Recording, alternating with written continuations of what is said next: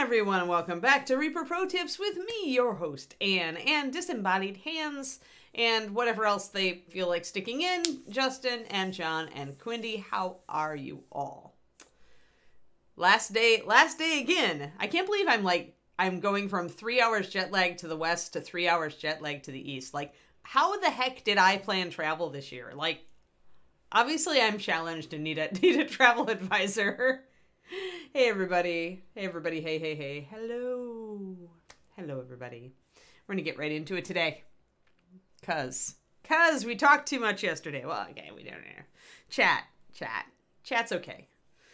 Chat's okay, but you know, we got a mini to finish. We gotta finish, and there's so little to finish on this circle. Hello, Julia. And Mike and everybody. Yeah, pretty much I'm going like 6 hours difference, right, in 2 days.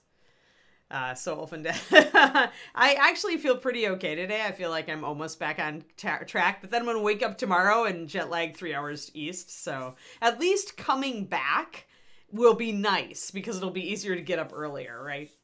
Hello, Bob and Julie. Oh, it's a winged dragon. I like your icon, Julie. You have a little dragon face with 2 wings on it. That's fantastic. It's just 2 years worth of travel. Yeah, pretty much, Gurnico. Yeah, I'm catching up, right? Aw, and Crowley with the doggles. Good deal. Yay, everybody, yay. All right, actually, Bob and Julie, I'm doing a PDF right now. I wanted to get one of my Patreon things done before I went on my next trip. So I ended up finishing, of all things, my $10 PDF, or almost finishing it. But it's undead, it's doing ghosts, Julie, so it's like all you and Bob's stuff. It's like the Ghost Bride and the Wraith I painted and a pirate, the pirate captain, ghost pirate captain. So it's like, so yeah. So I'm like doing all this Bob and Julie stuff because ghosty undead, right? But yeah, exactly.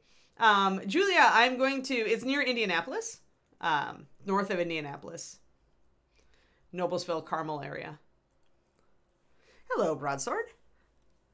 All right, let's get these glasses on and get going on finishing this mini. We just need to finish the magic circle, and then we can start our new tiefling, because we went from half-orc to tiefling, and then I'll try to find like a dragonborn or something that we can work on for the next one, or whatever the equivalent is of a dragonborn. But I just saw this mold line, and it offends me. It must be removed.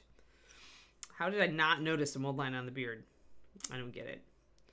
But anyway, we'll use the knife to like get that. But yeah, so my national dog show for the breed that I am on the board of the nonprofit for is happening in near Indianapolis. So off I go.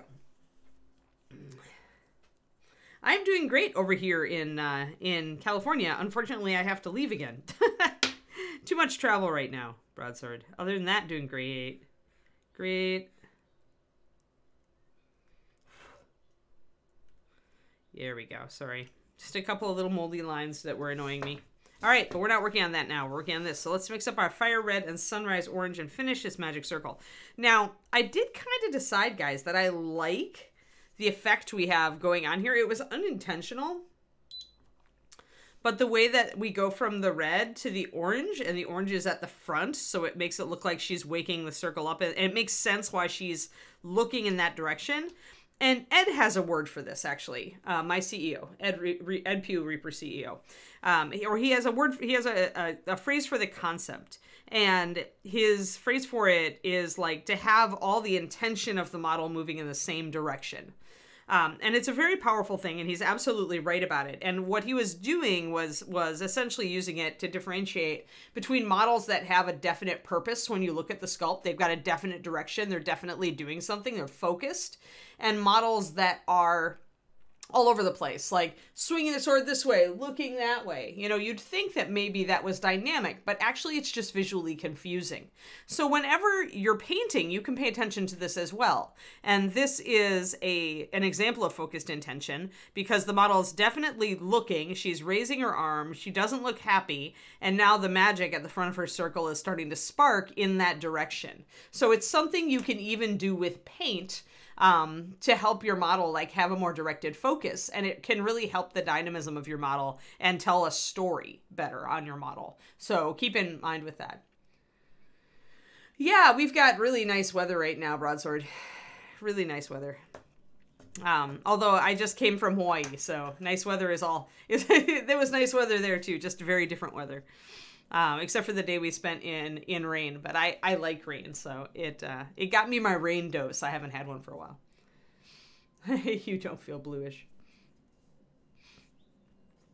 Yeah, and having a focus purpose, right? Not being all over the place is kind of what Ed's point was. He was noticing that models that were all over the place didn't sell as well, and didn't just generally resonate as well. So a model that has no purpose and no direction, that isn't focused in a certain direction, just wasn't as popular as a model that was very focused in a certain, that all of its action was pointing the same direction, essentially.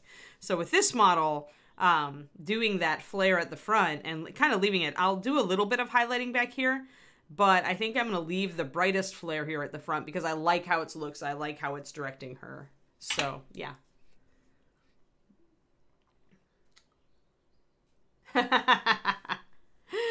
The Shield of Britain.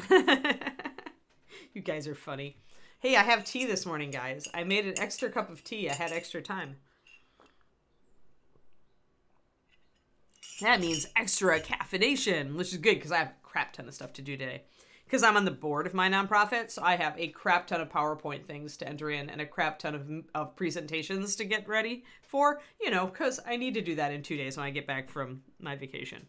Once again, poor planning on my part. Let's see here. All right, so we've been using fire red on this. I've been reaching for fire red a lot lately.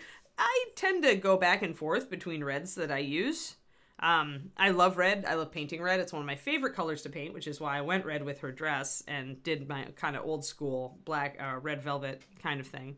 But for this one, I think I wanted a lighter red, a lighter, cooler red going into the warm of the sunrise orange. And sunrise orange, if you're looking for a clear orange, is probably the best, brightest, and yet most coverage orange we've got. So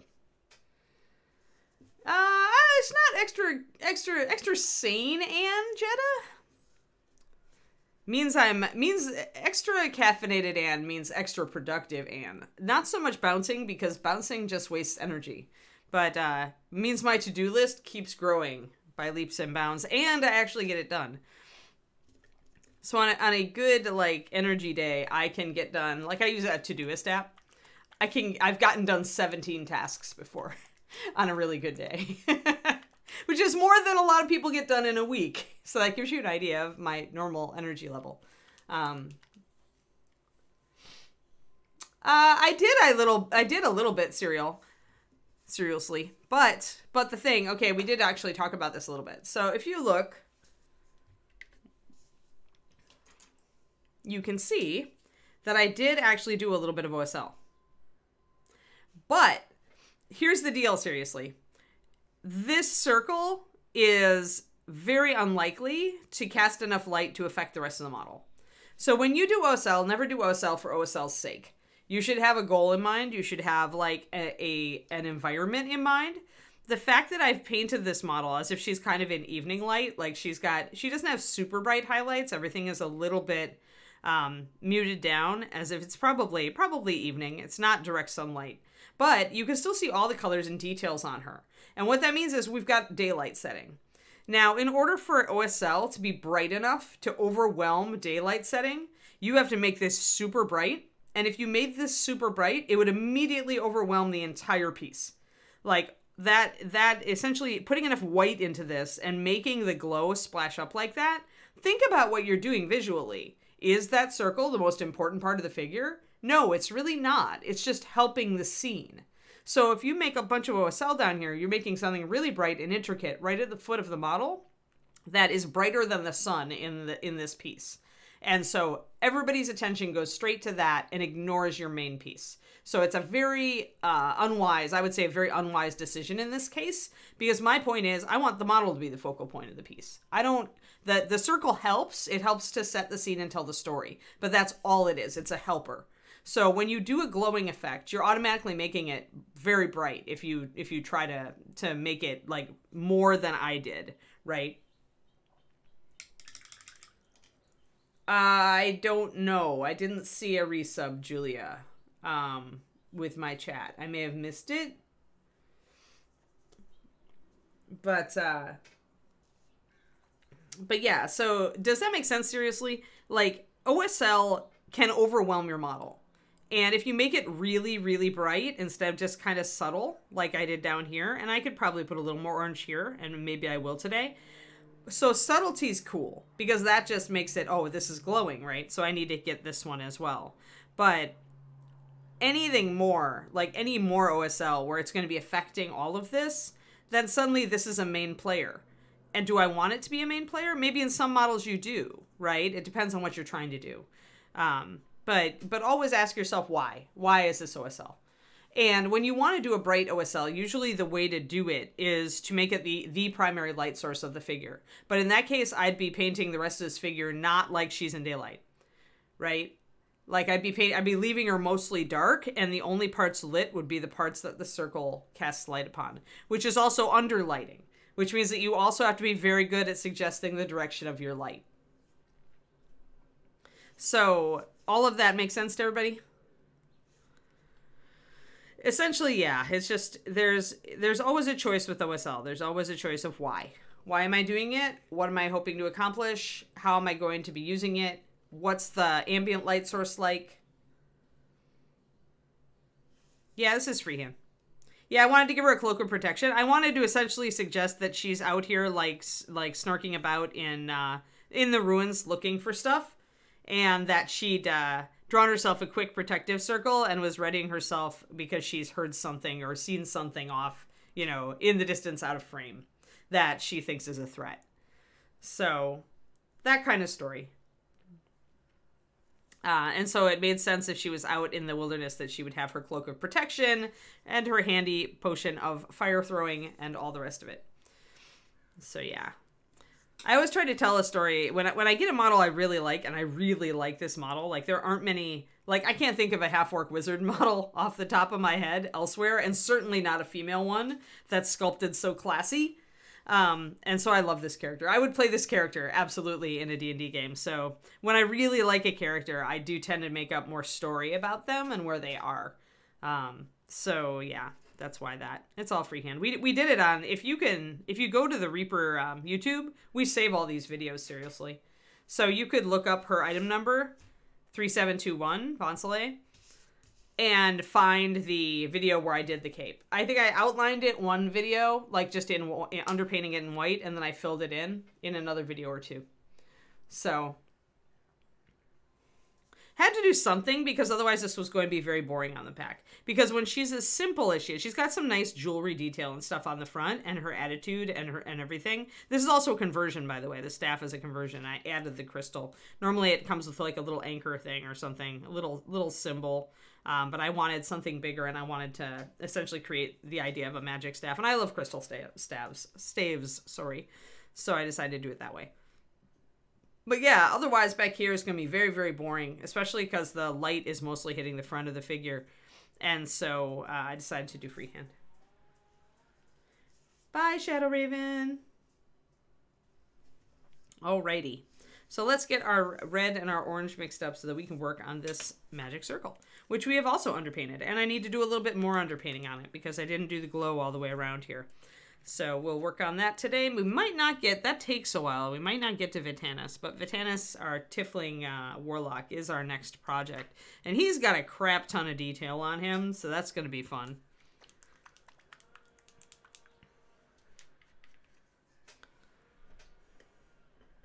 There we go. Got our fire red. And our sunrise orange. And I think I wanted a little lantern yellow.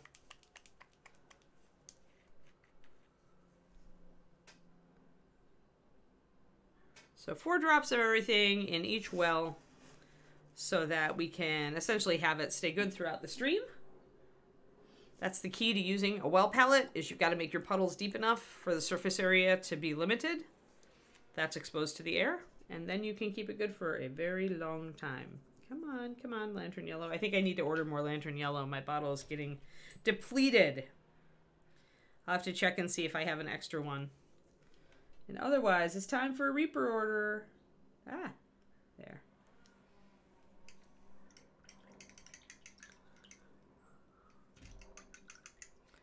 But yeah, so there we go. And then we'll get our white, and then we will thin our white way down so that we can do that fade effect that we want.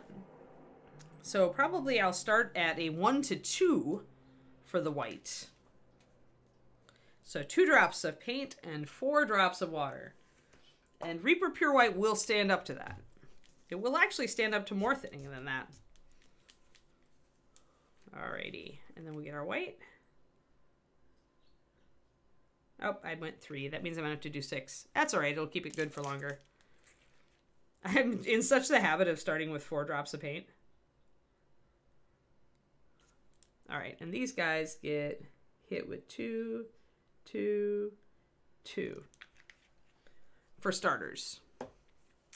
So I usually start when if I'm not base coating, if I'm base coating, I usually start 4 to 1. But if I am doing anything else, I usually will start at a 2 to 1 ratio. Unless I know I'm going to be doing really thin layering, then I'm going to start less than that, at a 1 to 1 or even more. Depending on the color. White has higher coverage than other colors, which means you have to add more water to make it work the way you want it to do when you're trying to blend. So, but I know I want these colors pretty thin, and I'm probably going to end up adding more water to them.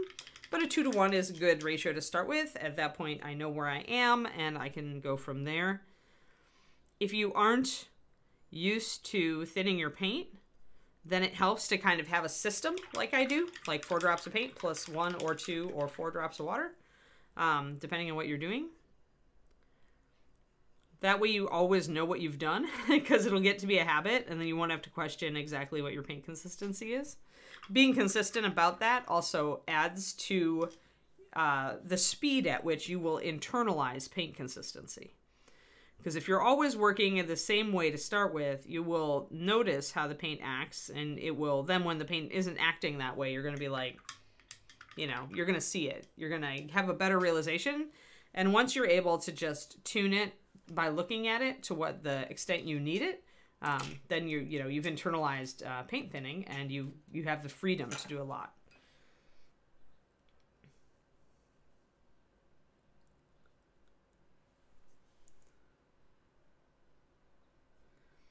Hold on.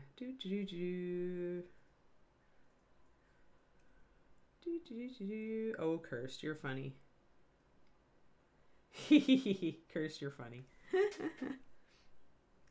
You have a surf. Oh, Void Blue is the best shading color ever. Okay, so, Void Blue. Void Blue is weird. It's a weird blue. It is dark blue, but it's like a little bit translucent. What Void Blue is great for is if you're doing like a model as if it's in sunlight, like most of us are, and you want a more complex shadow, or you want a more realistic shadow, the shadows under a blue sky on a clear day are going to have a bluish tint to them, and Void Blue is exactly the right color for that. So you could do like, you could introduce it to your shadows, and it would create a very realistic effect. I usually glaze with it to build shadows, but depends on what level you're at. But yeah, Void is actually an equivalent color to a prototype color I made called Sky Shadow, which was made to be that shade. I went outside and I stared at pavement and at grass and everything under a blue sky, under bright sun in Texas, for several days in a row, and I took pictures to figure out the color, especially over the white stripes, because then you can really see the actual color of the reflection of the sky. And so yeah, that's what Void Blue is good for. Oh, thanks for this. Thanks for the sub, Jim Fritter. Awesome. Yeah, well, it also obviously is good for just shading blue. It's also great for shading green, by the way. Really, really good color for shading anything from a bright yellow green to a more muted green. So Void Blue is great for that. It also can make pretty good shadows on reds if you don't want to go purple or brown or dark red. Got a little dust on here. All right, so let's test our white and see if we can create that fade or if I need to thin a little bit more. When the paint is this thin, I'm actually going to switch to a smaller brush.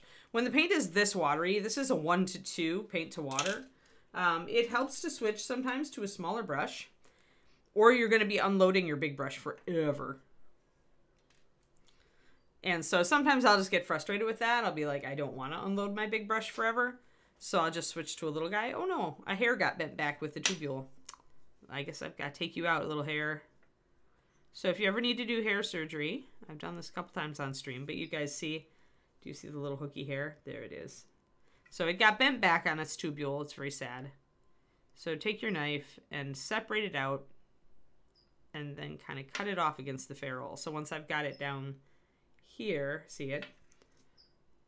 Then I can very gently take my knife and just wick it off. And that removes an errant hair without destroying your brush. Never try to pull a hair out. It will disrupt everything. You'll wreck your brush.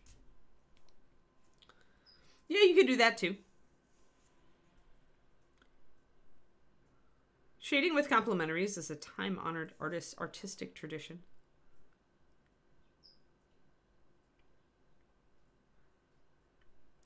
All right, so starting with that, I can get a decent fade this way. Especially if I build up a couple of layers, I can get that glowing effect. That's what I'm looking for. So I think I'm going to keep my 2-to-1 for now.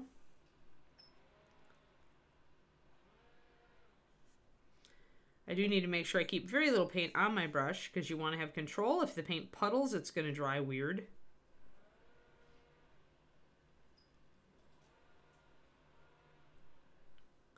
And I'm going to build up this white really, really thin. You can see it hardly shows up with the first layer. When you're trying to blend with white over a dark gray, you've got to build it up like that. It takes a while. The other way you could wet blend it, but I've already put everything down and I want to be precise. Ah, gotcha. Yeah, I like greenish bluish wraiths myself, but you know, it's everybody's tastes.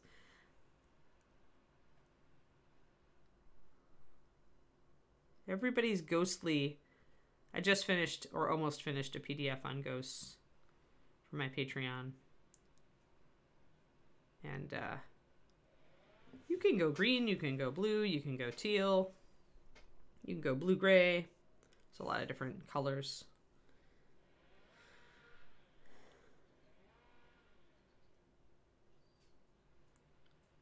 But I'm sure you know that already.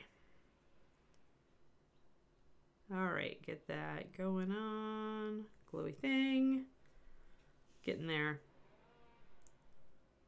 When you're layering, always start away from where you want the highlight to be and pull back toward it. That means that when you pick up your brush, you're going to be leaving a tiny micro puddle of this color, and that is going to create a brighter effect. It's the key to using super thin paints to layer with is the brush stroke.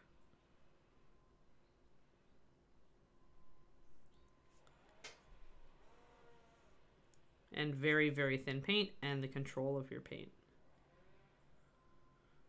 Layering is probably the most time-intensive technique, which is why I use a lot of wet blending on this show and I don't do a lot of pure layering anymore because it would take us forever. But as you can see, layering lets you build up that blended effect with smooth transitions in a very precise manner, and that's what it's good at.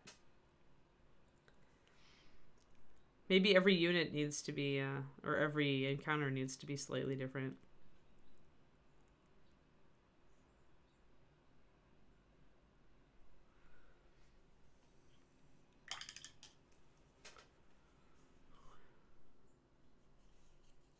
All right, so let's get this last little bit, and I don't have a great glow on this side, so I think I'm going to work on the red ones a little bit more. I'm going to move this out of frame so you guys can see better. The white palette does tend to overexpose stuff if I don't take it out. So a lot of unloading. If I tried to use a bigger brush for this, it would totally, I'd have to unload forever pretty much.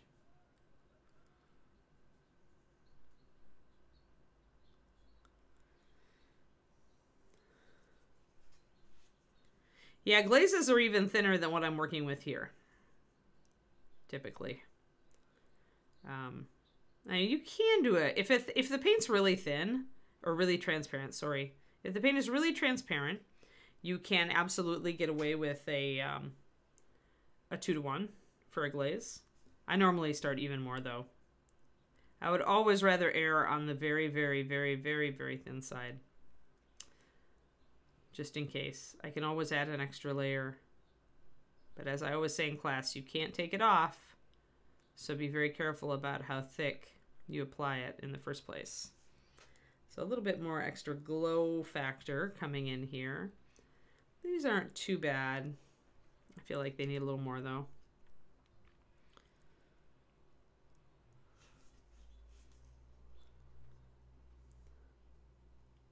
But yeah, underpainting is like the workhorse of my entire stable. Although I'm gonna start messing around with some other kind of antithetical techniques now.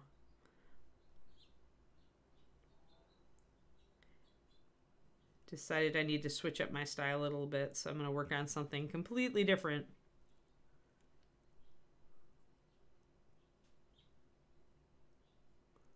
Going to add a little bit of this white glaze just to add a little extra glow effect so that when I come back in here, I can have that idea, get that idea from the painting. I'm going to need to highlight the fire red with some pink though, if I'm going to get it to translate. Yeah, see how I've kind of bleached it out with a fade. And I definitely want to get the edges of this stone. Whenever you have at least a little bit of a glow coming off of it, and you've got, say, it up against something like this flagstone right here, you definitely want to get the edges of this stone. Oh, that's a little bit too much paint. Whenever you see a puddle like that, it means you don't have control. So stop, rinse out your brush, wick off any excess that you mistakenly put down, clean off your brush, and reload.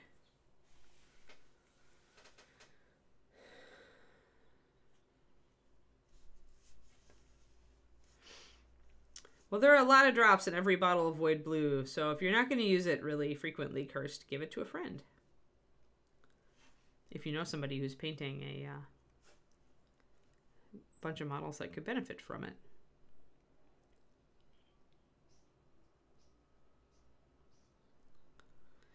I'm glad you like the set, though. And pretty much, I kind of picked out underrated colors that I really enjoy, but that people might not realize are so useful. I think Monarch Purple is in that set. I love Monarch. It's my favorite purple. Oops, sorry, got off camera. So just building this up. I could go a little faster with lining, but I'll just build it up a little bit.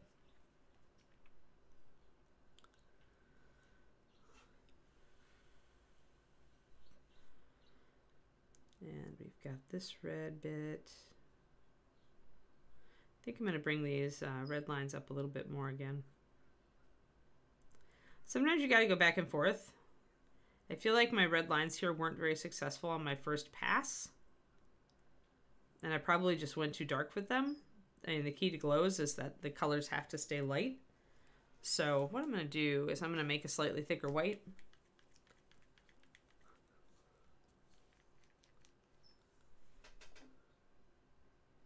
Yeah, Monarch is it's a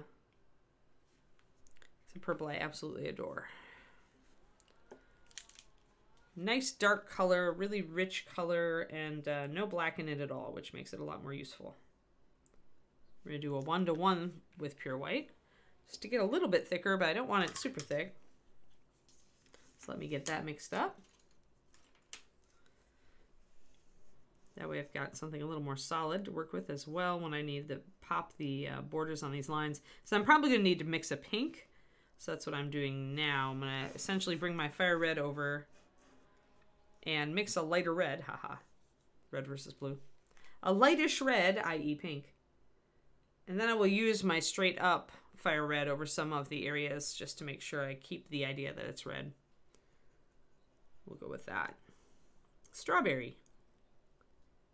Very strawberry color.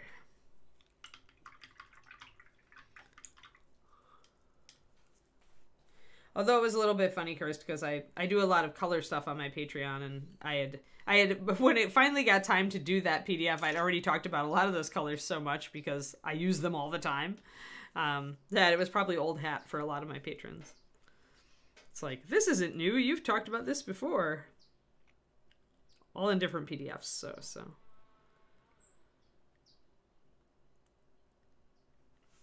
And if you have to really test, I mean, you can always like drag your brush across your finger or your nail and see if you get a puddle. If you don't get a puddle, you're safe.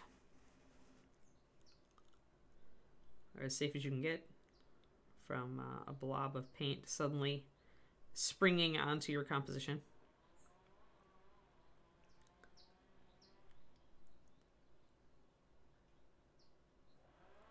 This one is definitely fighting me.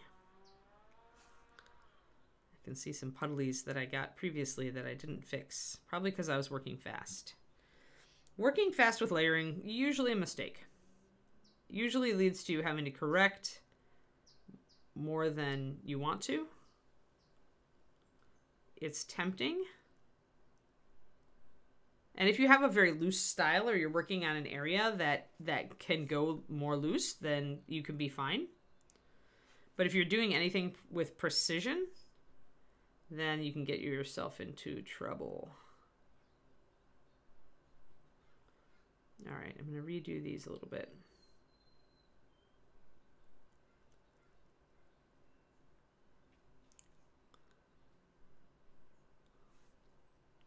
Trying to do that line, make it look a little more ghostly and cool and ephemeral. Still keep some of my red here. Mostly I'm putting white where the lines intersect to give them a little more heat, a little more glow.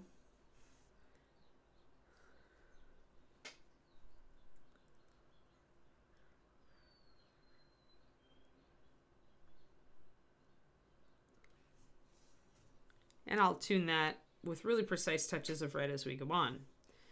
So I still want the orange and yellow to be very firmly toward the front. But I just want a little bit more kick and more precision back here where I feel like I didn't quite capture the feel of the glow that I wanted.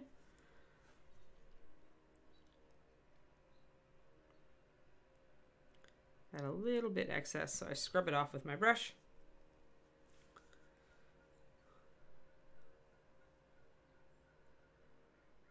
Oh, cool. That's good, Kirst. Yeah, I mean, I used, long before MSP, I was using Games Workshop, Alpartha, Vallejo, bunch of paints. I think we all, as painters, we all gravitate to many different paint lines, which is good for us because you learn what, you know, what works for you, right? So...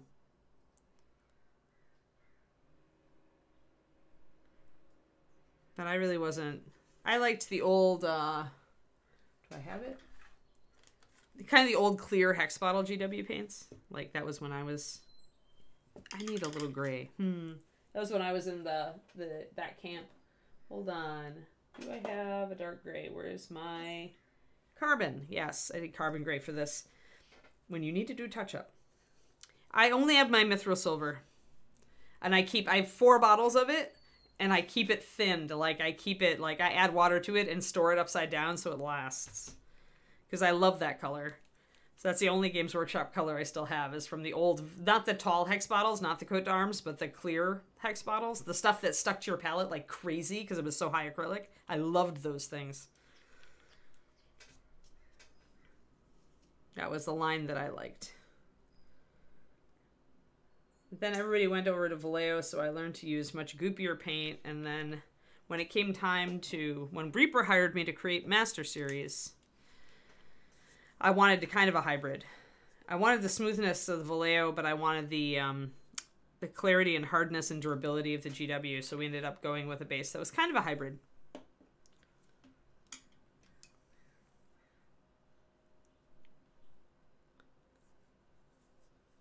No Twisted Oma. The grass was, I think, last stream. It's super glue and it's static grass tufts. I asked people if they wanted to do like loose or tufts, and generally the tufts won. So even though tufts are like the simplest way to do the grass, they're attached with super glue, then they're trimmed with a scissors so that they'll suit the base a little bit better. and have different lengths instead of all one length. And so you get rid of some of the loose hairs. Then they were dry brushed with a couple of different colors so that the shine is removed and that they looked a bit more dried, a bit more desolate. So you can change it. Yeah, I just didn't like it when they started handing people fish. They always have wanted to hand people fish instead of teaching them to fish. But the whole base coat, wash, dry brush colors thing, it actually irritates me because a couple of their dry brush colors I really like, but since they're dry brush colors, they're useless to me. All right, so I'm gonna grab some of my carbon here because I got a little bit mucky. Whenever you always have your ground color handy, because if you do screw up and you need to kind of fade in from the opposite direction, having your gray base color or whatever your base color is nearby for tiny touch-ups is a good idea.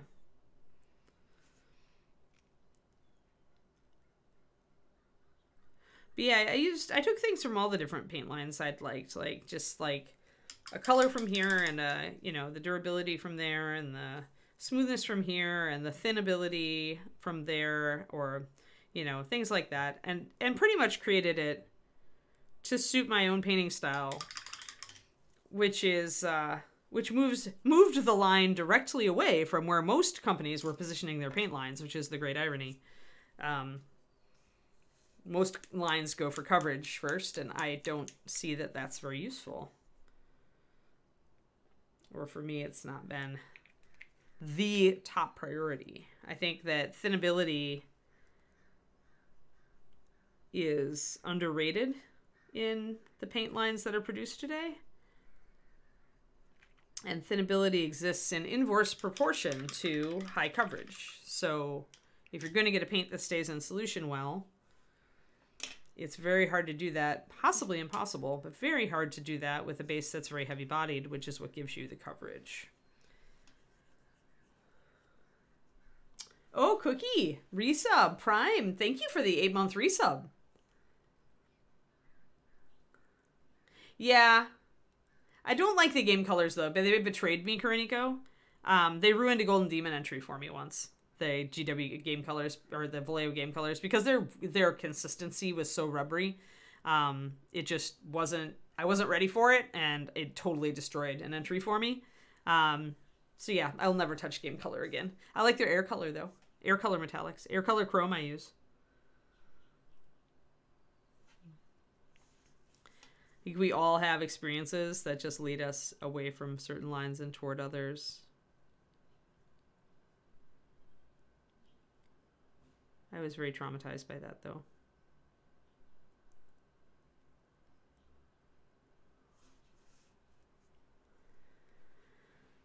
Oh, Quindy, did you link it for her? Good. Yes, count on Quindy.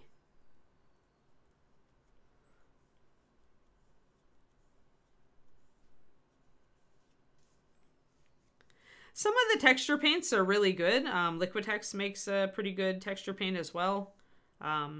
That's like a pumice, like a lava. It looks black when you... It looks grayish and whitish when you put it on, and it dries black, which is pretty cool.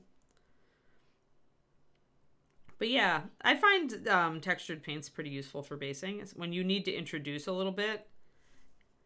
Here I did a bit of green stuff and used cork and green for the most part to bring this in, because we skinned the top of this in green to make the flagstones. So I had some extra green stuff to build up things, then I used chunks of cork. If I'm using green anyway, I'll do that instead of the texture paste, because I can control the green and actually sculpt details with it. So it depends, you know. Everything in painting's gotta use.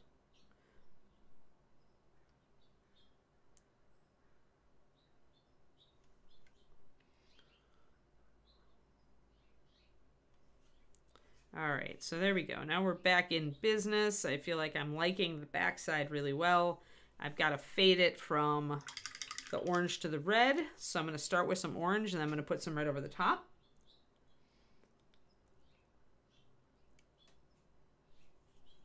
The HDs have been reproduced in the latter end of Bones, Gin Fritter.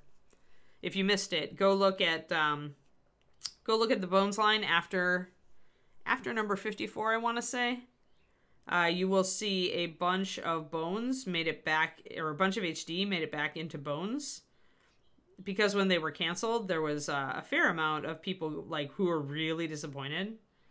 And so Ed went back through, I believe, and essentially assessed the HDs that did sell decently enough because the line wasn't selling as itself, and brought the colors back into Bones. So they have different item numbers, but they have the same names, and that's your clue that it is indeed a match. We wouldn't reuse the name. Oof, that was too thick of a glaze, guys.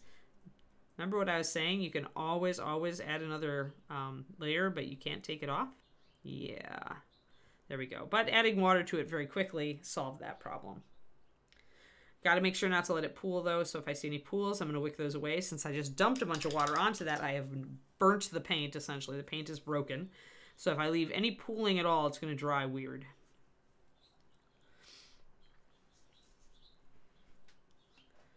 Yes, Quindy is awesome.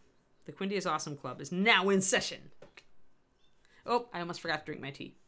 It's getting, or nanosecond, right? Yeah, Garnet Red. There's something. You can make a color that's really close to Garnet, Kerniko, by mixing Deep Red and Blood Red. If you mix Deep Red and Blood Red, you'll get very, very close. And that's 9002 and 9003.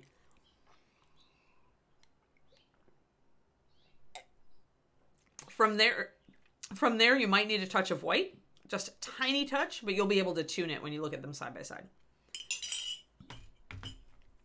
Uh-huh. I live to serve.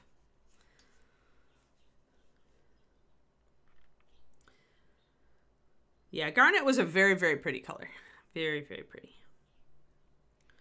All right. And now what's getting me here, guys, is that I'm spot mixing glazes here. And I shouldn't. I should put them in a well properly. But orange is always stronger than you think it is.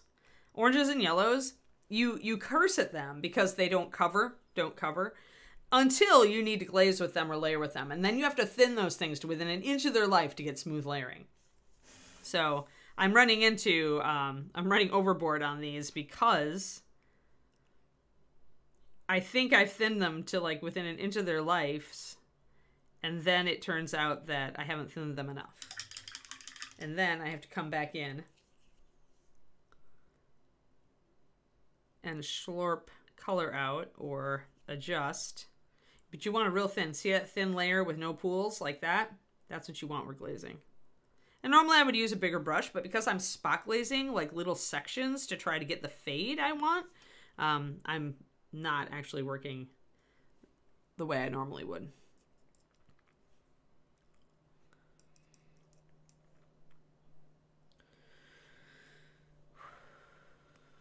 Let's dry it off before we put a second glaze on. You never want to reapply glaze when the first glaze is yet drying.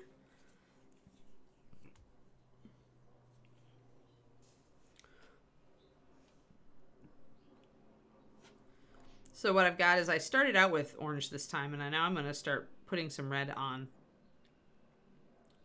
to see if I can get it to work the way I want it to darken it down and shift it that way. So it's fun to work over the white, as you can see. It's really interesting to get the stuff to shift the way you want it. But essentially, I'm going to try to keep these areas as a red or orange and keep my very much yellow and white kind of right here where she's looking. And I can do that, just build it up with glazes and tweaking it with glazes. Oh, yeah. I am going to... yeah, we're testing Shiloh puppies, too. Yeah. Yeah, we're doing a litter evaluation at the show. So I will have cute puppy pictures, guys. Little 8-week-old Shiloh Shepherd puppies. And then there's a bunch that are getting shown as well. So we'll have some pretty dog pictures. If you're on my Patreon, I'll probably put them up in Off Topic or Cute Animals in those channels.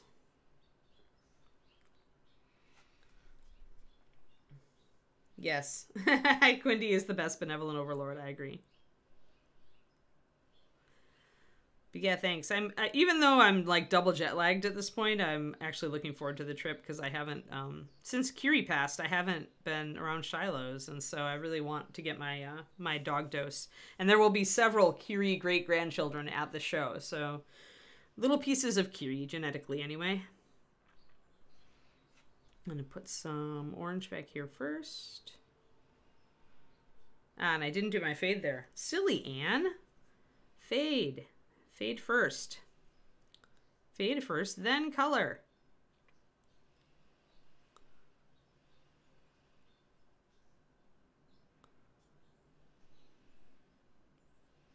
Was not obedient to my own rules there.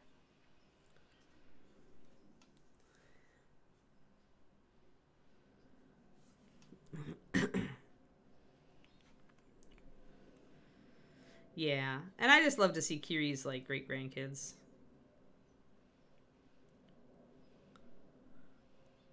She had a granddaughter. I'm really sad that this dog didn't breed because she actually went out breed quality, but then her owners kind of got wet feet about it. But she reminded me so much of Kiri. She had so many of Kiri's mannerisms.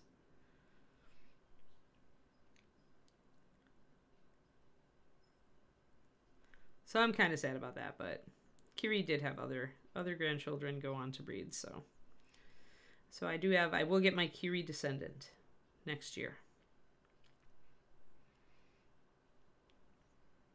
which is exciting. All right, so bringing in that fade so that I can bring that that little section of loop into play with the rest of it. Yeah, it's true, Kirst. It's true. But I am one of those people who gets crap done.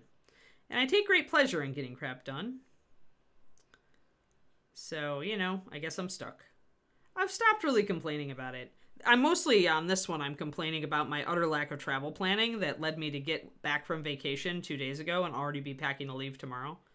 Like, that was just like, I should know. I should know that October is an evil month for travel for me, and I should not have scheduled my vacation to Hawaii during the same week.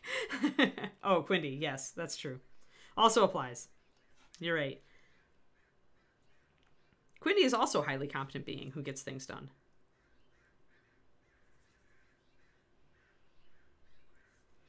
We love highly competent beings. Just gonna pop this line a little bit more, and this line and that line. And I want to crisp that up a little bit too, because I got a little blobulous there. Yes, that's a word. I made it up.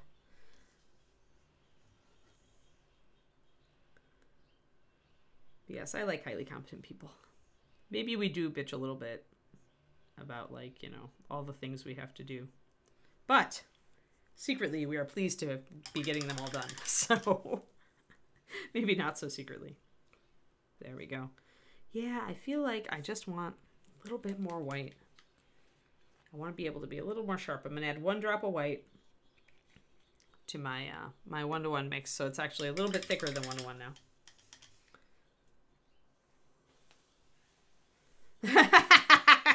Cursed, you're funny.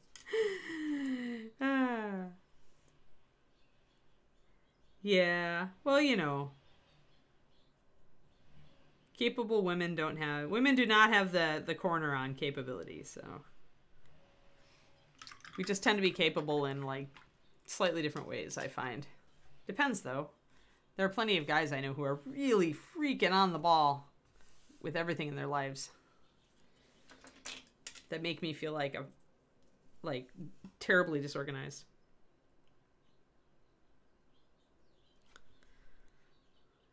All right, there we go. I just want to be able to get a little more precise there, and I really wasn't feeling the precision. So if your paint is loose and you're really not able to hit, like, the things you want with the strength you want, you probably need to thicken your paint a little bit, but you still want to keep it fairly thin if you want to be able to do really thin lines. There we go, that's better. All right, so now let's bring this pink in. Oh yeah, Quindy's a super champ. She knows it.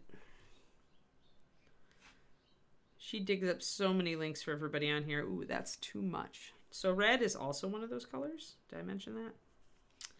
And since I just put that all over the place, I think I'll just double down. Now I have to come back though, and I have to wick off all that excess water, which means I'm going to grab a different brush because I want a bigger brush so I can move faster. When you're wicking off water, just touch it very lightly with the tip. You don't want to bring up all the paint that you've put down, but you want to get those pools off and just leave that film of color so you can start building it up.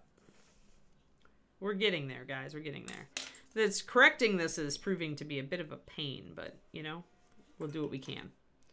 I'm going to bring in some oranges now. I want to keep my red as the primary, but going red-orange out here will help it resonate with that, and I can always bring this up to yellow. Mostly, I just want to be sure I'm repeating the colors that are her focal points, so the red, pink, orange, and technically the tips of her cloth do go up to yellow.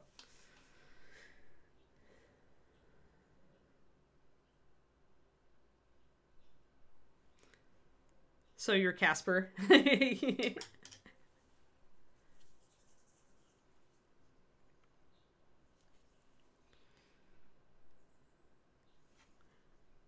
Yeah, pretty much.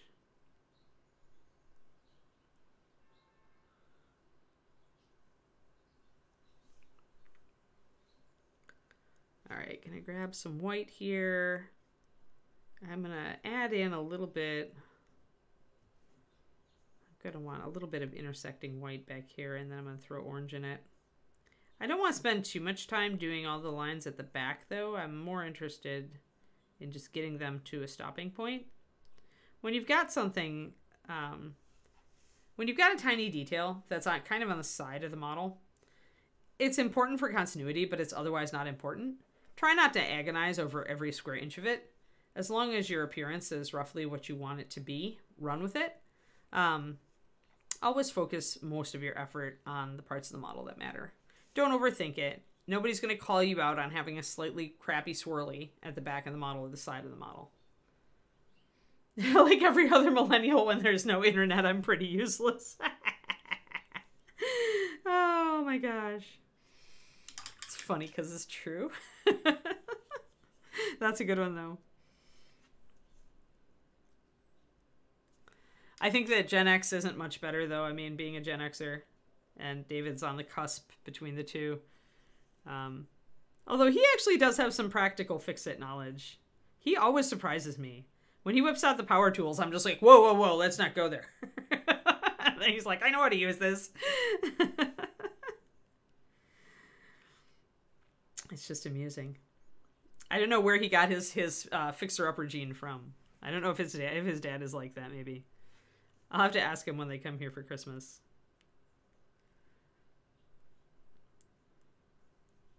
All right, there we go. So now we've got these oranges that are hitting a bit more red, see? And we've got this hitting a bit more orange-yellow. I like that. The orange still gives enough of a glow, and I'm not fighting with going pink over here. So let's get our orange over and correct that on the other side, because I'm happy now with this side. Just has to be good enough.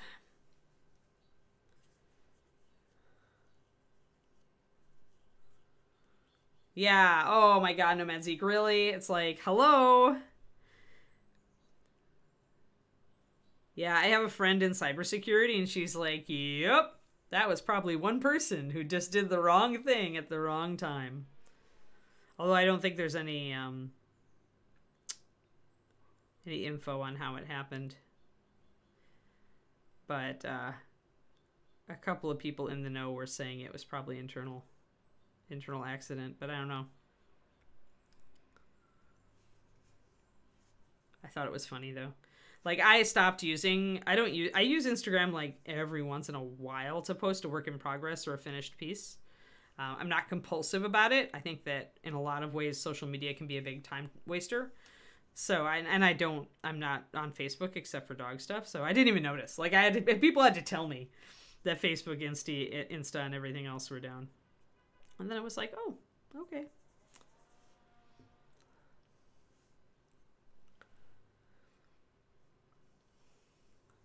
Oh, yeah. If you got a bunch of calls from relatives, that's really funny, Kerniko. Yeah, that was a button I got at a convention a long time ago. Is there are very few problems that can't be solved by the suitable application of photon torpedoes.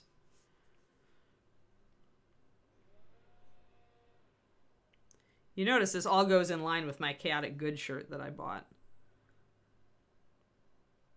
Good intentions, questionable methods. The fact that I'm so gleeful about that shirt proves that it is true. For me, anyway.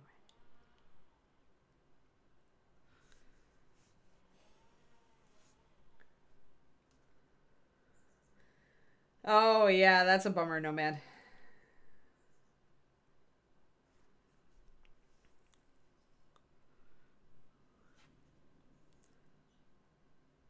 I mean, email was still there, right? Chat, like regular messaging, was still there. The problem we ran into is because we're coordinating our national for our dog club, and it's actually more of an international because it actually is North America. WhatsApp is how we communicate a lot of the time with our international members and board members, and so not having that, I noticed WhatsApp was out before I noticed anything else. Misconfiguration, yep. Yep. That's what David said, Chibi. Is that somebody broke everything. He said the post-mortem meetings must have been fascinating, and I'm like, you are such a nerd. But you know what? I mean, you'd rather find that sort of thing internally than have somebody external find it. So...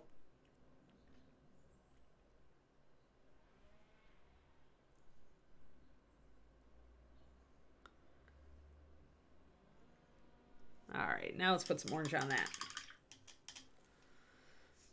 But yeah, it's interesting. It's always interesting finding out how fragile these systems can be with these big, huge social media entities.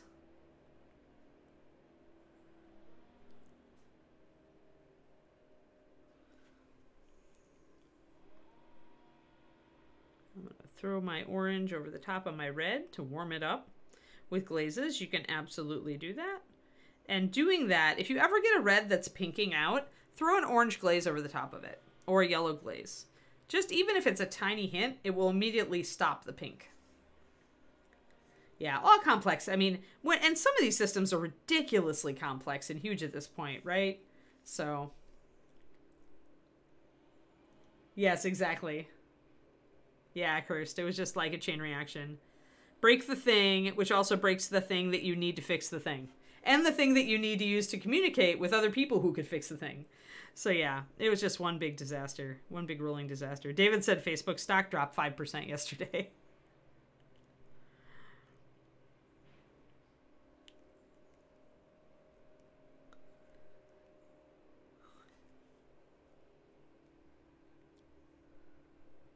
Oh yeah, National Taco and National Vodka Day? Dang. Oh, I hate closing brackets. Don't talk to me about closing brackets.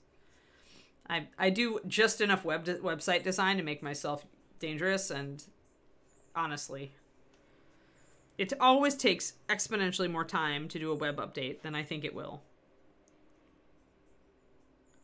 Because of the freaking brackets and the freaking just page layout, interface, interaction crap.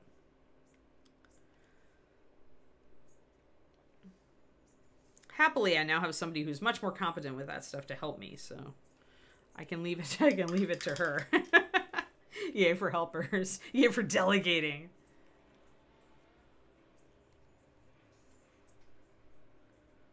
All right, so there we go. So we've got some orangey red, and it's much fainter. And then back here, in the direction she's looking, it's a lot more flaring up. Now, I do want a little bit more glow back here because I didn't get any. It looks very linear, and the glow is what makes it look cool. So I do want a little bit of extra glow back here, I think. Oh, crap. Was that in production? I know we've got a lot of programmers in the chat. You guys were probably all like... David's also a programmer, so...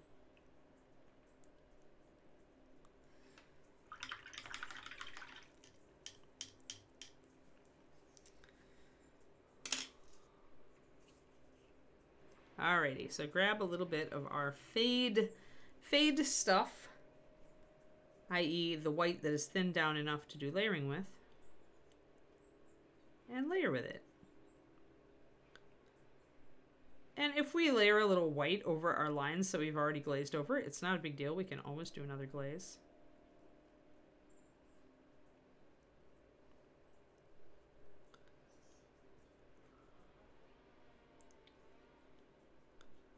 Just a little bit of glowy is all I want. Just enough to make it look more interesting back here.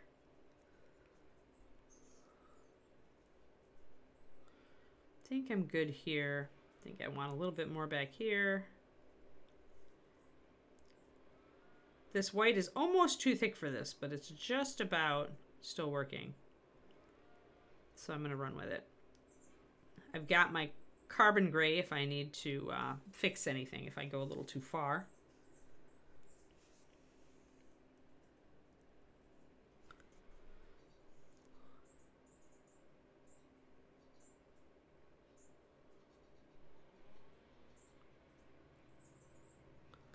There we go.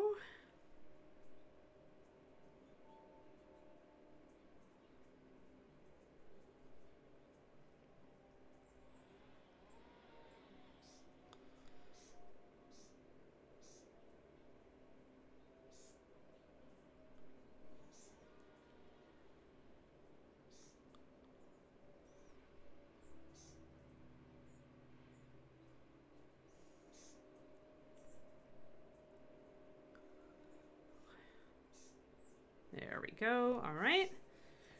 Now we can glaze some more.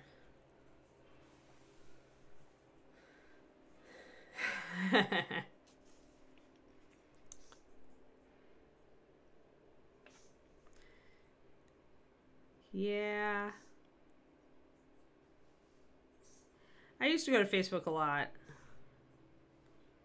I mean, there's a lot of mini painting community on the Facebook, the Book of Faces, I know. And I do all my dog stuff tends to be on there.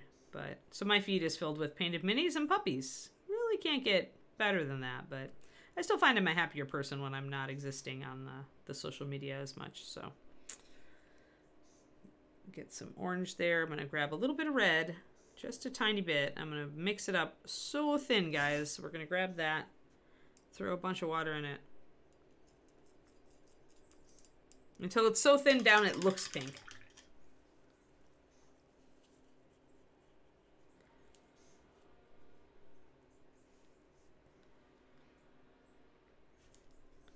And we will glaze over the top of this with some red to tamp it back.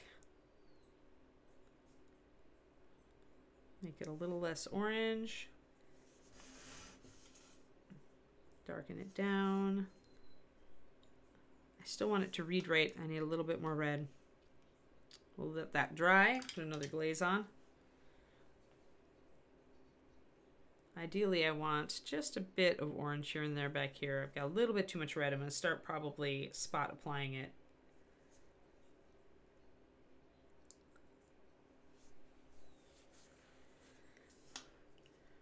Yeah, I check to keep up on Curie grandkids. Like when I'm in a puppy group with a litter and I get lots of puppy pictures as the puppies grow from like 0 to 8 weeks. Those are fun groups. So I do check Facebook probably every week or so. But I try not to get eaten by it.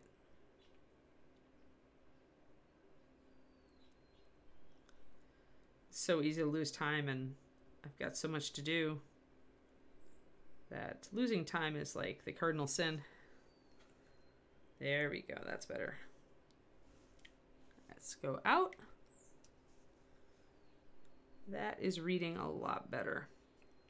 So now it all looks active, but definitely more active up here. So what I'm going to do now is I'm going to continue. I'm going to do just a little bit more red glaze here. There. I think that's good. And then I'm going to really brighten up that edge there, and I'm going to add orange, better orange and yellow highlights to the bottom of these folds. A little bit more. Got a piece of dust on there and I need to wick it off, but this brush is too soft. So we can kind of look at it from the top. It's cool. All right.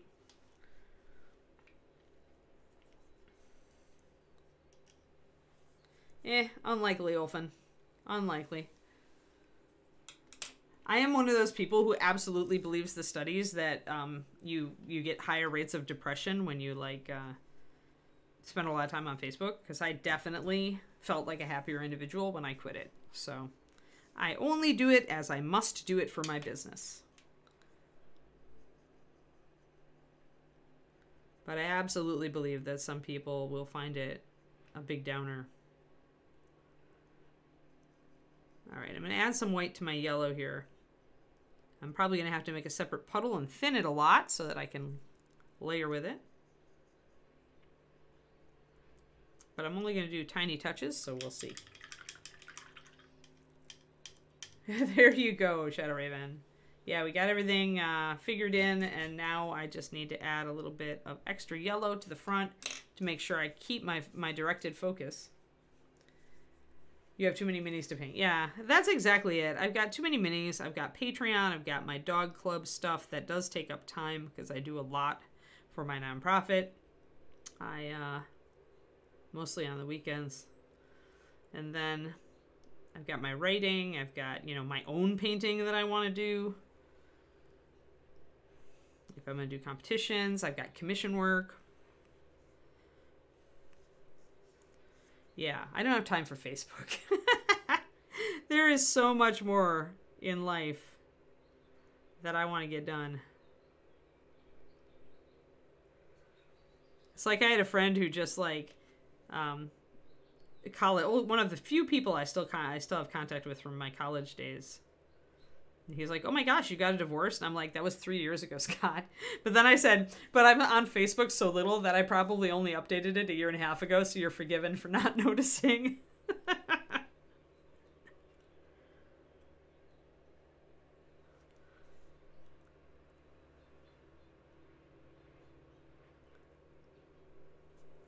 But yeah, it's nice to get to check in with my old friends sometimes, because I do. Facebook is like for my family and my older friends. I do kind of check in on them from time to time, but otherwise I try not to spend too much time there. So lightening up.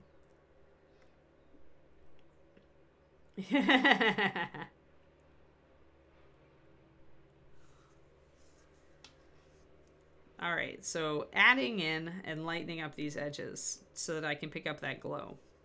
And another thing I might want to do at that point is to actually add a little bit more glow right next to that.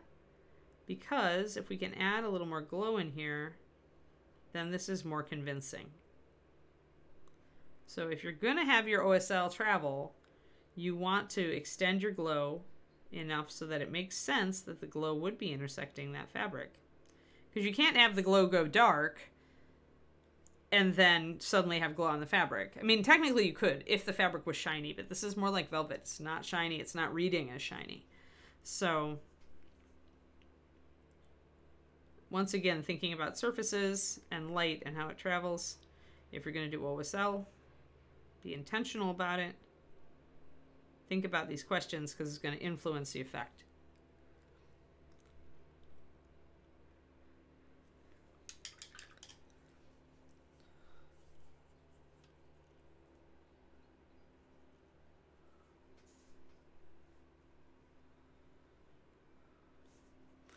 My social media is filled with puppy pictures, so it's better than that, Shadow Raven. But it's just like I would get off of it and I would just kind of feel sad that I hadn't done something more productive. So yeah, I'm a very purposeful checker now. It's like if I have to get on to check parts of my business or my dog stuff, I make a time for it. I stick to a very short period of time.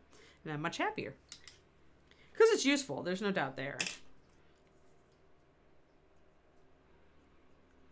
But if you wonder ever why you don't see me post a lot of pictures on Facebook, that's why.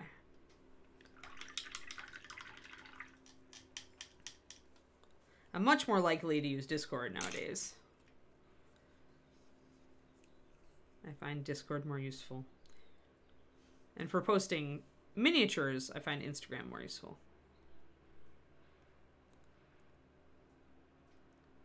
I'm just kind of working on these little fades here. Kind of blending everything in, making it pretty.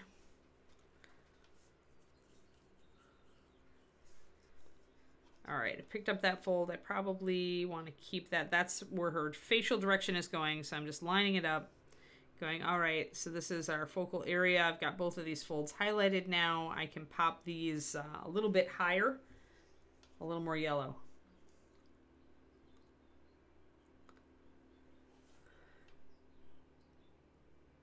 Yeah, that's interesting, Max Styles. I can believe it, though, because when your brain is full of stuff,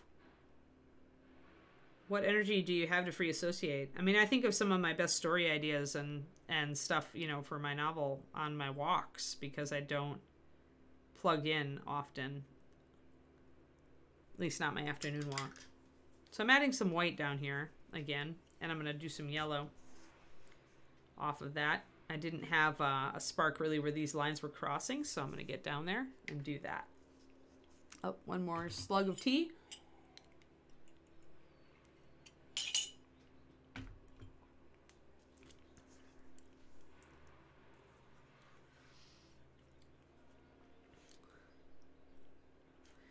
I daydream well, but I don't when I'm like, I listen to a lot of self-help books and self-improvement books because I'm always interested in getting better at what I do. And when I'm plugged into one of those on my evening walks, I don't like creatively fire, really. I'm interested in listening to the book, but my morning walk, I don't plug in. So I get a lot more like ideas for things. Can brainstorm a lot better. For me, it's not so much daydreaming these days as brainstorming. I treasure my brainstorm time.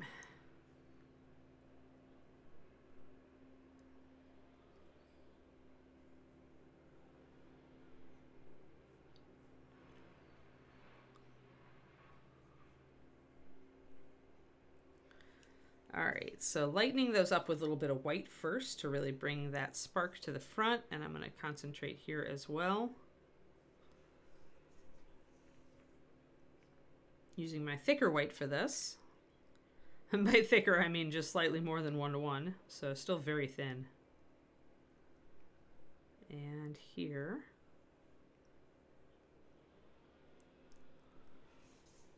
And then we'll bring in a little bit more yellow. Introducing the little bits of white where the lines cross helps to reinforce that glowing idea. Because a light source almost always goes up to white or near white. Or it will at least be the brightest thing, one of the brightest things on the page or on the miniature.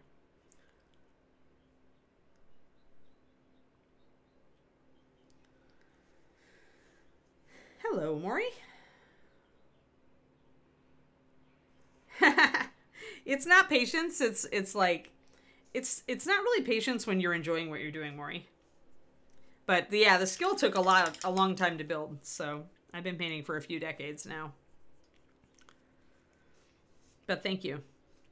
Yeah, but people always say that about patience, but it doesn't. Like, I'm not an exceptionally patient person in other ways.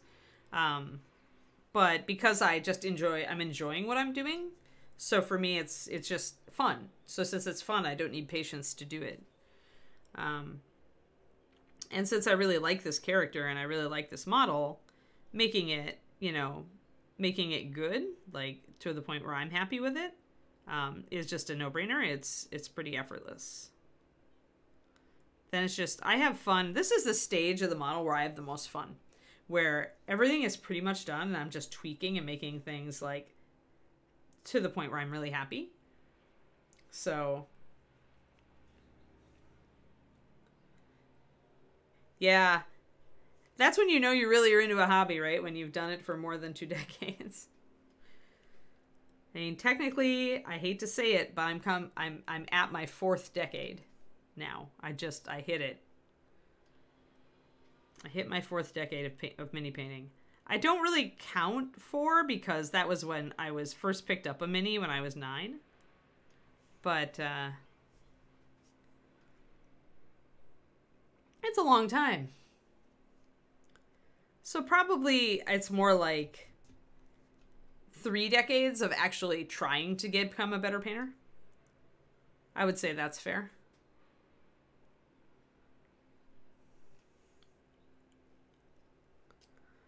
But yeah, you know you love a hobby when you can stick with it for that long of a time. And still enjoy it and still find new things about it that you enjoy. And still find ways to improve and new things you haven't tried. All that kind of thing. There we go. Nice sparky bits there on the front of that circle. Grrr. All right, now we're going to come in with some yellow there. A little bit more yellow on those whites.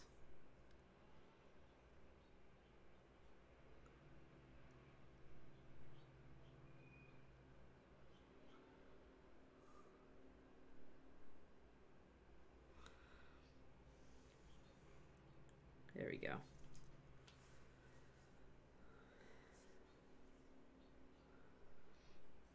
Cool, Jen. Yeah, I didn't start at 6 because I didn't have any other like geeks or gamers in my family or, you know, friend circles. Well, that was when D&D was first, you know, coming out. So I got interested in Dungeons and Dragons, and my parents got me the basic box set and a box of miniatures.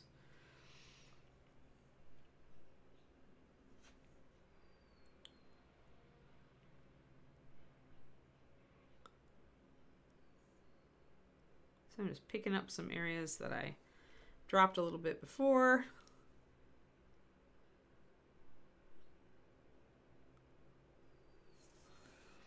And now I'm going to take a critical look at it. Let's see here.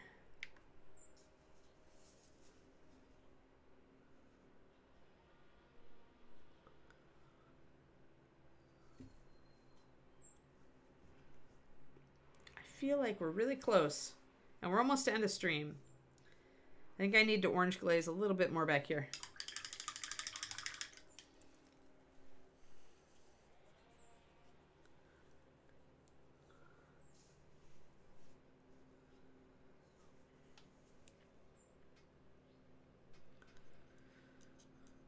And look at how far we've come with the models now, guys. Look at all the awesome models we have to paint. Like, that's what blows my mind now. So many little tiny miniatures companies and just 3D sculptors who are just putting their signboard out and sculpting amazing stuff and making it available to people. Makes my soul happy. We get to see so much more awesome stuff from people who might not have had the opportunity to do it before, right? I love it. I terribly, terribly love it. So much good stuff. There we go. Ah! Blurf, blurf! Out of line. Throw some water on it. Scrub it off.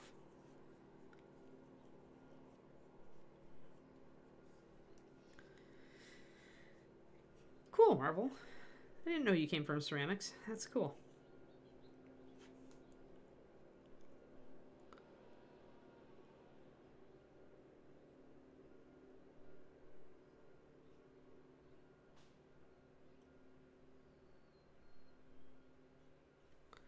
There we go, a little bit more pop, and there we are.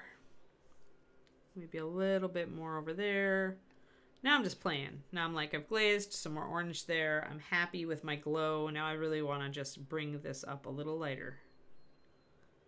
A little lighter, a little more yellow.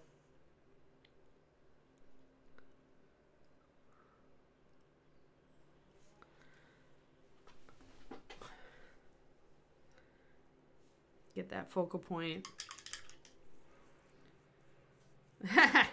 That's what reading glasses are for. My motor skills are still good. That's why I do yoga and strengthening exercises, so I can keep everything good on that count.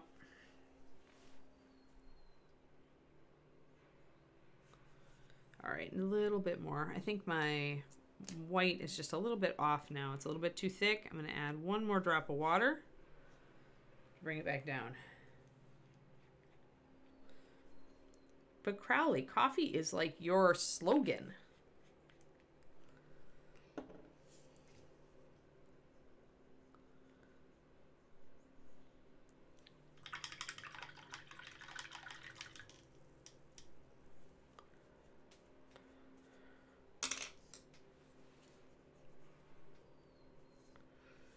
Yeah, I gained a few pounds in Hawaii, that's for sure. Not enough. I mean, we hiked a lot, but we also ate a lot. So I'm like, I haven't stepped on the scale yet. I'm going to wait till I'm through this trip for the dog show. Then I'm going to step on the scale, and then it's on. Back on the, back on my usual eating regimen, which makes my guts happier anyway. I mean, it was tasty food, don't get me wrong. I do not regret any of the tasty poke nachos with fried wontons that I had. But there comes a limit.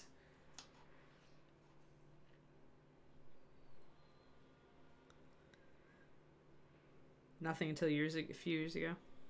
We do that.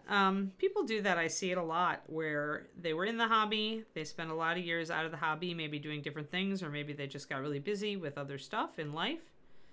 And then they come back to it. And mini painting is a great hobby for that. I mean, you'll get a little rusty, but you probably will pick stuff up again right away when you start back in.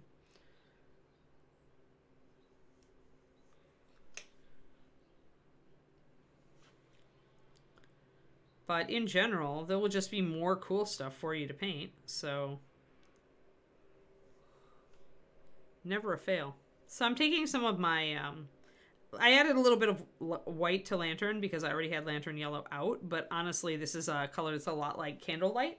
So Candlelight is a good color to use for yellow glows, golden glows, and that's why I named it what I did. Candlelight Yellow, it's 9408. I'm just using that to layer in some light, some more light in this area.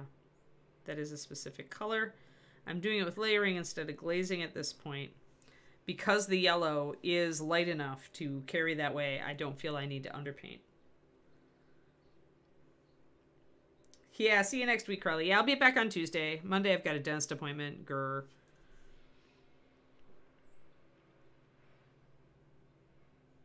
And of course, the only time they have open is like morning always.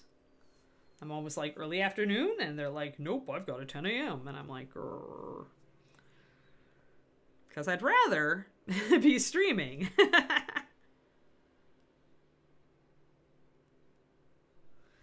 But no. All right, so there we go. So now we're getting that focused, unfocused quality down there. Get rid of some of my pure white.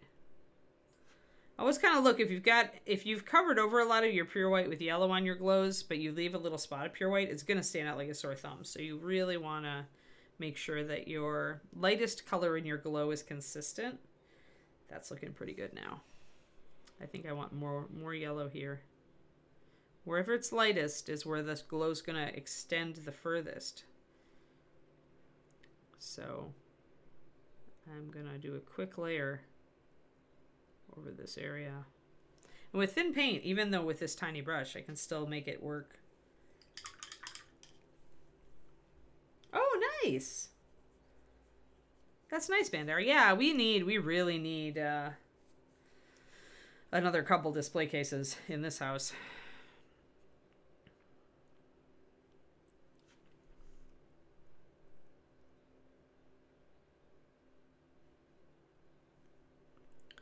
There we go, just building up a little bit of that yellow here and there. And making sure it translates.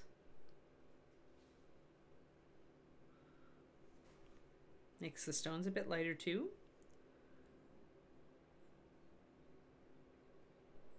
Again, make sure your glow does travel up to the underside of the cloth so that you can see why it's reflecting. Technically, I could add a tiny bit of glow up back here as well, because it's close. So I could bring up this fold here with a bit of orangey yellow, because it's close to the sigils back here.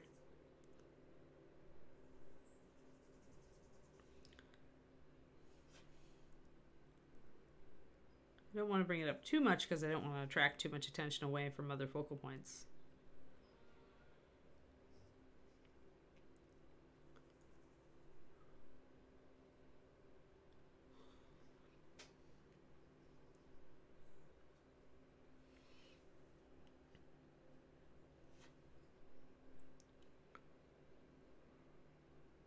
So this is, again, little touch-ups and corrections. Some of the last thing I do is to double check and make sure that I'm consistent with the way I've been applying my light to the bottoms here around the model. And these are just little things. This sort of thing is a nice touch. I do it mostly because I'll get annoyed with myself if I've got the model sitting around. If it's a model I'm intending to keep, which this one is, I'll just get annoyed if I notice that I've slacked on something that would only take in a couple of moments to fix.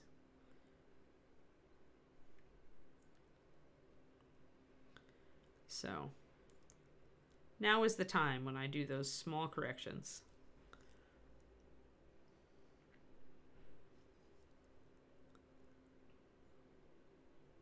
Even if it's just a quick glaze to get things in line. Hey there, Sinat. Thanks for the raid. Wow, and just in time, I just finished something. So this is what we've been working on, everybody. She's a metal figure. She's white metal. Her name is Von Soleil. She is a half-orc wizard, and that's her item number, and sculpted by the amazing Bobby Jackson. And we were just tuning the glowing runes effect on the base. Bye, Max. I don't Dragon Day. I don't actually go back and retouch. At this point, I feel like, and I tell people a lot this actually who ask me for feedback and ask me questions like this, but I feel like you can only learn so much from each model.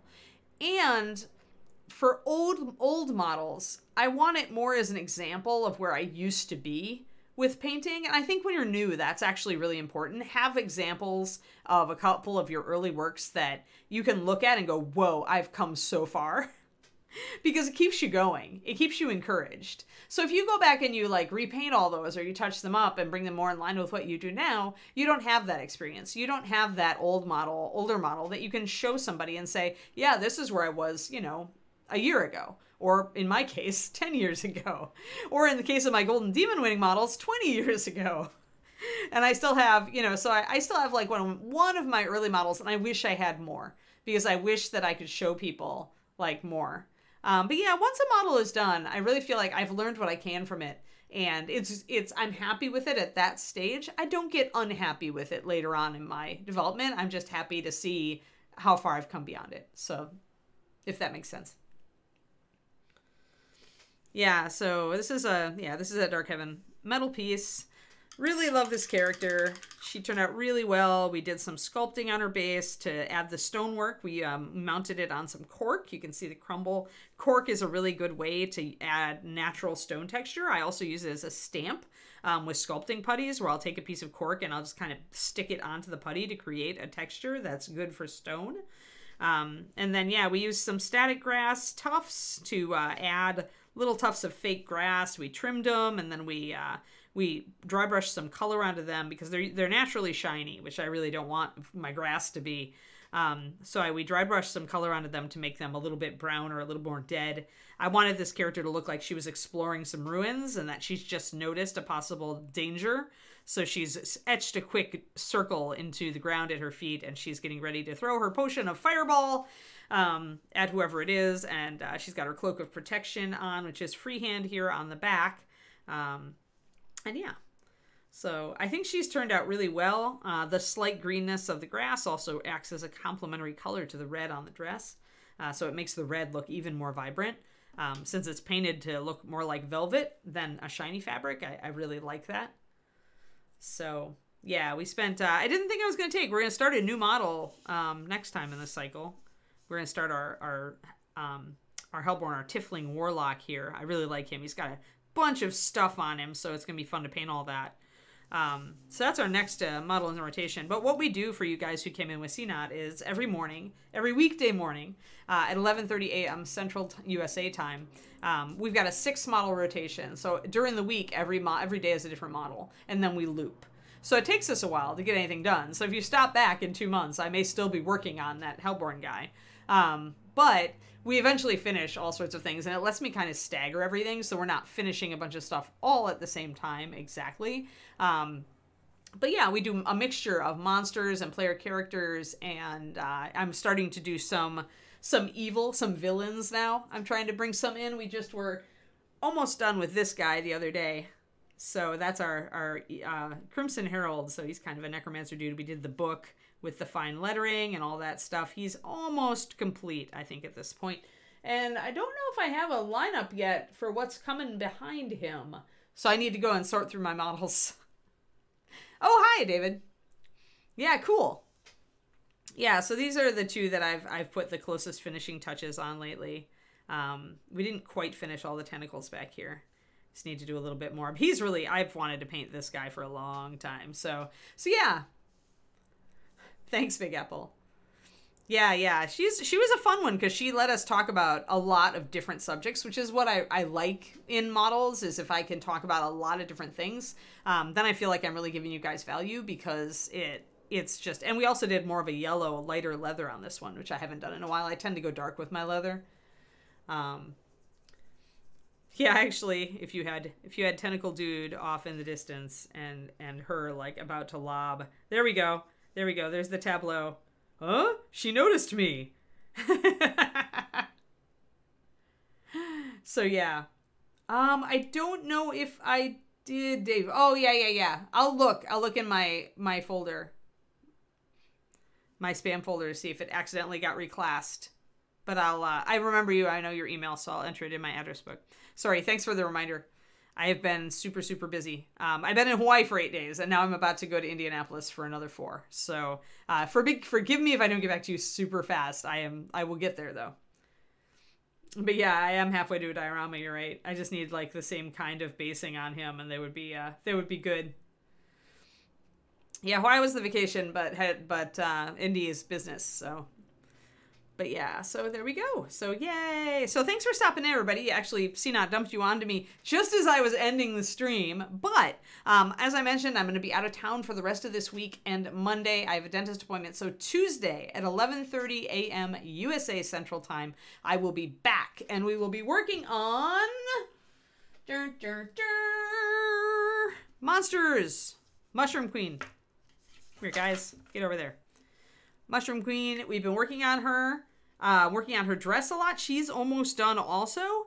I need to finish this hand so that it has that glowing spore effect.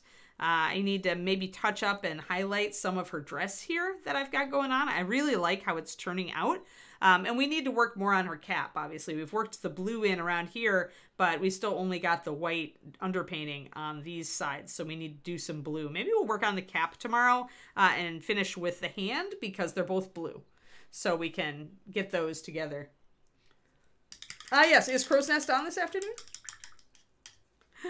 No, I don't want that. I think that detracts. I think that the Crimson Herald dude is much more likely to be skulking around the wilderness, where Von Sully would be looking for magic stuff.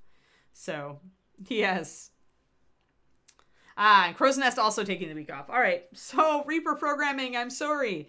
But yeah, we'll be back on Tuesday, and Crow's Nest will be back on Tuesday, and yeah. Yeah, actually, these are the same color scheme, if you think about it. Not quite, but close. I went with a lot more desaturated red on this one, but one of my favorite color schemes to use is red, green, blue. I've loved it since the early days of Anne painting. So you can see all the red, green, blue in play here. Although here, to be fair, we went with more of a coral color and not a real red. But that's what color schemes are good for, is switching it up, right? I was just talking to Ruben about this on my Patreon Discord. And Patreon, by the way, is patreon.com/paintingbig. Come on over. I have some free stuff there, including a handout for a free video on Reaper's YouTube called Thinning MSP Paints, which is really useful if you use our paint. But yeah, so the most fun is not to like make yourself use primaries or the same primaries all the time if you're practicing mixing or a limited palette, but to switch it up, to use a bright green one day and a yellow green another day and an olive green another day.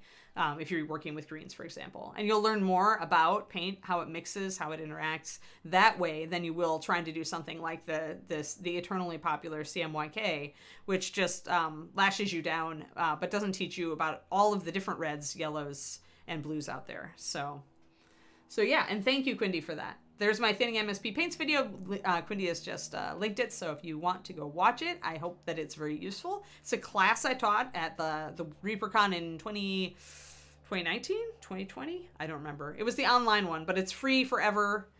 It'll eternally be there, and a free handout is on my Patreon for it. So thank you all. All right, let's wrap it. Who are we rating today? Quinny's like, I was busy looking up your video. I don't know who we're rating. Yeah, it is cursed, but I mean, I could go on, but let's just say that today's modern pigments aren't really meant to work that way. But yeah, it is interesting. It's an interesting experiment for sure. You can learn a lot doing it. Alrighty, have fun everybody, and I will talk to you on next Tuesday. Stay cool.